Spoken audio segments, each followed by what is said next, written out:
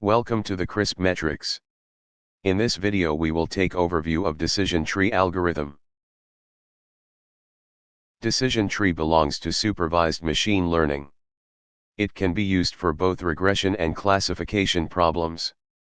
It divides the data into a tree structure which we can understand easily, but it has some steps before dividing the data into a tree-shaped structure. Suppose we are solving a problem student will pass or not. Some important steps for decision tree. Root node, starting point, or we can say which have no parents. Decision node, when a sub-node splits into another two or more nodes. Leaf nodes, end of node, or we can say where nodes do not tri-split. Subtree, a part of tree from a whole tree, or we can say a subsection of tree is called subtree. There are two types of criteria used to create decision tree. First is entropy. It helps us to measure impurity or randomness of the data.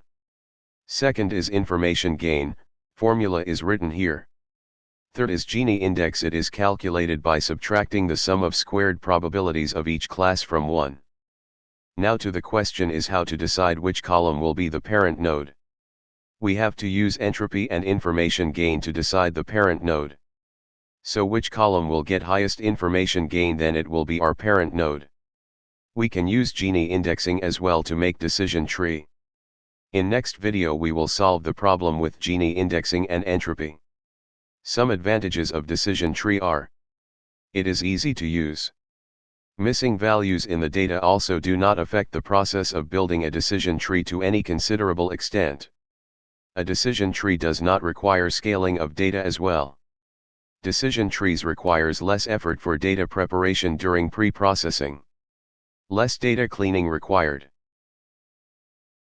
Disadvantages are: a small mistake in the data can give a major problem in this algorithm. It needs longer time to fit comparative to another algorithms. Overfitting.